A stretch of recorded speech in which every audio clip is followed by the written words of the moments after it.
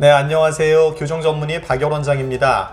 오늘은 유지장치에 대해서 말씀드리겠습니다. 여러분, 교정이 다 끝나고 나면 유지장치라는 것을 하는데요. 이 유지장치는 교정을 해서 고르게 된 치아들을 원래대로 돌아가지 않고 고른 대로 그대로 오랫동안 유지하기 위해서 착용하는 장치를 말하는 것입니다. 이 유지장치에는 앞니 뒤쪽으로 보이지 않게 이렇게 붙이는 고정식 유지장치가 있고요.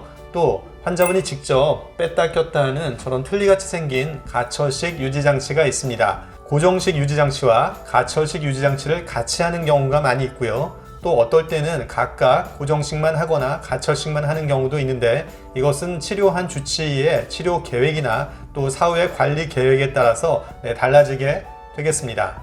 제 영상을 보시고 댓글로 질문을 올려주시는 분들 중에 이 유지장치에 대해서 질문을 올려주시는 분들이 굉장히 많으신데요. 오늘은 그 중에서도 고정식 유지장치에 대해서 궁금하시거나 또 불편해 하시는 부분들에 대해서 올려주신 질문들에 대해서 답변을 드린 내용을 토대로 다시 한번 리뷰해보는 시간을 갖도록 하겠습니다. 그 내용이 많기 때문에 오늘과 다음 두세 번에 걸쳐서 이 고정식 유지장치에 대한 질문에 대해서 내용을 말씀드리겠습니다. 그리고 나서 가철식에 대해서는 다시 영상을 만들어서 그 내용을 다시 한번 다뤄보도록 하겠습니다. 오늘은 5가지 정도의 질문에 대해서 한번 살펴보겠습니다. 자, 첫 번째로 고정식 유지장치가 자주 떨어지나요? 하고 물어보시는 분들이 계셨는데요. 일반적으로 이런 고정식 유지장치는 접착제로 잘 부착이 되어 있기 때문에 잘 떨어지지 않습니다. 1년에 한 번이나 2, 3년에 한 번씩 떨어지는 경우가 대다수를 차지합니다. 그런데 특정 치아 또는 특정 부위가 원래 많이 틀어져 있었거나 아니면 그 치아가 크기가 작거나 또 모양이 이상하거나 아니면 앞니가 크라운 같은 것으로 씌웠거나 하는 경우에는 일반적인 경우보다는 떨어지는 경우가 좀 더 있을 수가 있습니다. 하지만 이러한 경우가 아닌 일반적인 경우는 이러한 고정식 유지장치는 잘 떨어지지 않습니다. 자, 다음으로 고정식 유지장치가 떨어졌을 때 그 치료하는 비용에 대해서 물어보시는 경우가 있는데요. 일반적으로 이러한 고정식 장치가 떨어지는 경우는 그 붙인 접착제가 하나 정도에서 떨어지는 경우가 있고요. 또 2개 이상 여러 개의 접착제가 여러 부분에서 떨어지는 경우도 있겠습니다.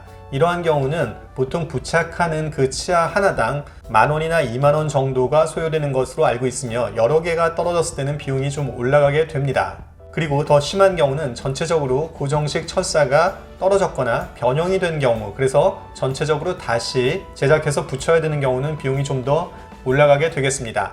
그리고 이처럼 고정식 철사가 떨어졌을 경우에 그 본인이 치료받으신 교정치과에서 하시는 것이 좋습니다. 왜냐하면 이 고정식 철사를 다시 제작하거나 붙일 때에도 원래의 치열 상태나 아니면 과거의 교정 진행 그런 방향이나 상태가 영향을 줄 수가 있습니다. 따라서 주치의가 판단하는 것이 중요하고요. 만약 불가피하게 다른 치과에서 받아야 할 경우라면 미리 가시기 전에 전화를 하셔서 교정은 다른 데서 했는데 이런 고정식 장치를 다시 붙여줄 수가 있는지에 대해서 확인하시고 가시는 것이 좋겠습니다.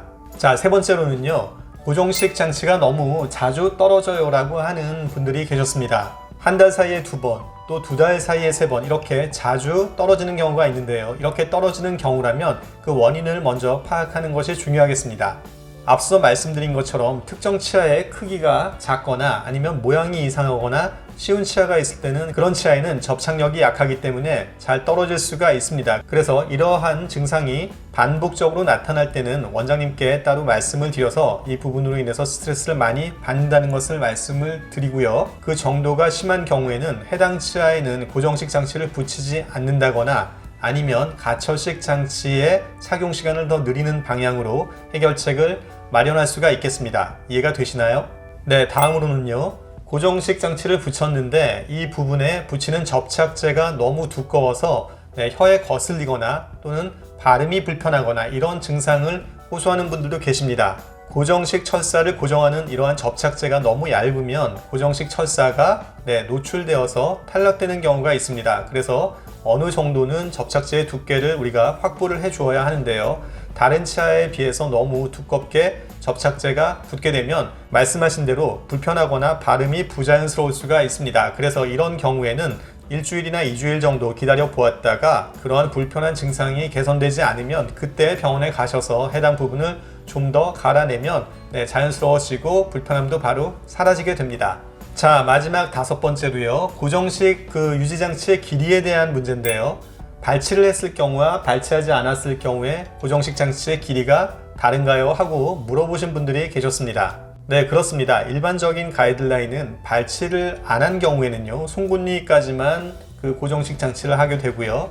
발치를 했을 때는 발치한 공간을 넘어서서 그 뒤에 있는 작은 어금니까지 고정식 유지 장치를 하는 게 원칙입니다. 하지만 모든 경우에서 그런 것은 아니고요. 주치의 판단에 의해서 이러한 원칙은 변경이 될 수도 있겠습니다.